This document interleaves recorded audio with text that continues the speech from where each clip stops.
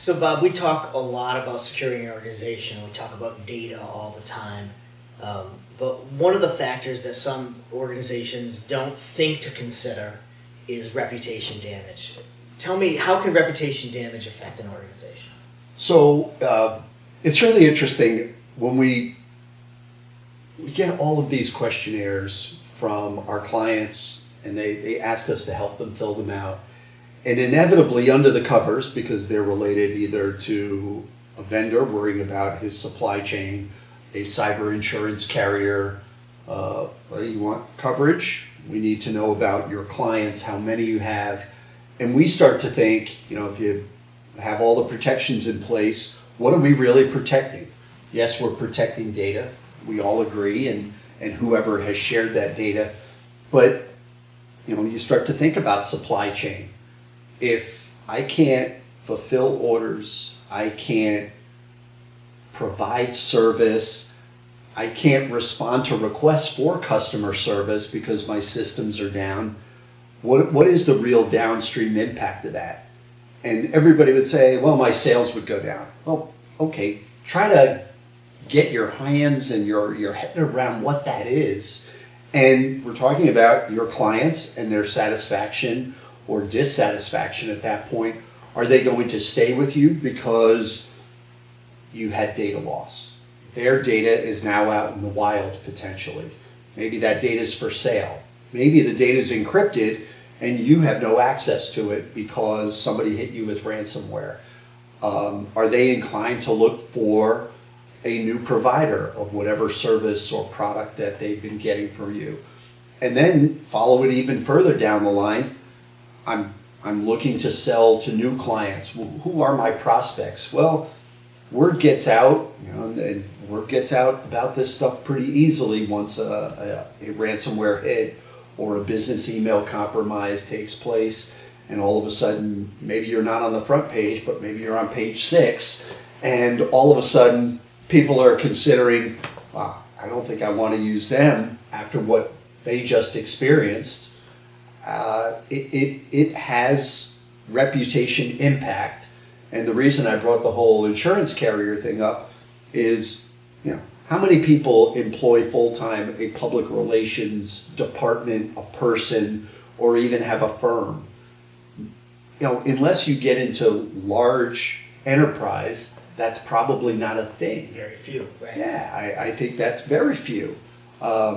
People look at us with public relations. Why would I need one of those? Well, if something like this happens, you better have someone to be able to help repair your brand and, I hate to say do damage control, but that's what it's going to take.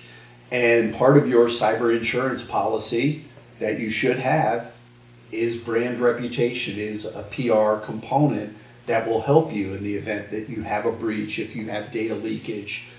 Somebody lost a laptop, somebody had it stolen in an airport.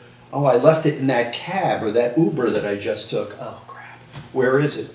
Did you have it protected by multi-factor? Was it encrypted? Everything that you could do to protect it if it fell out into the wild. All of these things can, come back to you and impact your brand and what your reputation in the marketplace is. It is a big factor that I think has to be considered when you're, you go back to, does the MSP secure my company? Well, this may be a component of how you should think about the value of your data, your reputation, your firm, and what you're trying to protect and what that's really worth. Yeah, I try to help people often with the value piece of this, and just like valuing your brand is impossible to do, right? I mean, I'm sure some large organizations have ways to do that, but it's not really accessible for most smaller organizations. What I tell people to think about is this. Come up with your average client size, right? And do that math any way you think is appropriate. Throw out the top one, throw out the bottom one, move in the middle. But if you've got straight line, you do $1 million a year and you have 10 clients, it's $100,000 base, right? Simple math. And then just think, knowing my clients the way I do, the relationships that we have, why they came to us, right? Did they come to us because we are the brand that people expect, etc., because we have a great long family reputation, being in business, etc.? How many do you think you might lose? And how many do you think you might not get if you were to suffer a breach? And it's an impossible question to answer accurately, but it can give you a scope. If you just say, well, I think I might lose 2 and not get 2 more, all right, well, that's $400,000 a year. If your average client lifetime value is over 3 years, right, that's $1.2 million of lost opportunity that came as a risk associated with that breach. That again, it's not, there's a little bit of magic math in there, but it's because you don't know what will actually happen. And part of what I think helps organizations minimize that cost is knowing that they did all the right stuff up front. Right? If they were engaged in a full security program, they had a defense. They did all the things they should do. They trained their employees. They had multiple layers of defense. Breaches can still happen, but if you can tell that story afterwards, that hey, look, we followed a known framework like the NIST cybersecurity framework. We had the controls in place. Something still happened because there's no 100%.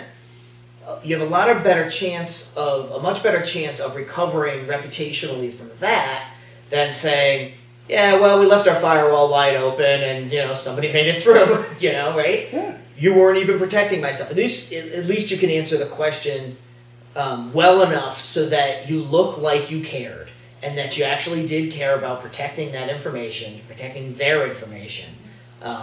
And keeping your service as available as you could, even though something did happen. Additionally, if you're following that kind of program, you probably reduce the impact to your organization of what happens, which means maybe not all the data got out, only a little of it got out. Or maybe it was contained to a couple of machines instead of the whole network. Maybe you could still process orders, you could still make deliveries, you could still do services, you could still do the things that you do, which is what affects all your downstream service providers that are expecting you to deliver. Well, and I think, we talked about the NIST cybersecurity framework, we talk about reputation. If you put those two things together, the state of Connecticut has put a program in place that says if you put the NIST cybersecurity framework protections in place for your organization and you can prove that implementation was proper and monitored and in place and working, you are going to avoid fees and fines that would come down from the Attorney General based on a breach happening or data getting out into the wild that otherwise, people say, oh, well, I did the best I could. Well, was the best you could the best practices that have been dictated? If they are, then that is a protection that's in place right now and a fee avoidance. It gives you a leg to stand on. Yeah, for sure. It does. And I think the insurance carriers look at it that way too, is did you have the programs in place? That's what they want to see, is that you're not making a half-baked effort. Did you put multi-factor in? Well, yeah, all but 5 accounts. Well, that's not what they want to hear. They want to hear that everybody was protected. Right. And then, they'll pay claims based on that. Otherwise, there's a different problem. That's another set of issues. It is.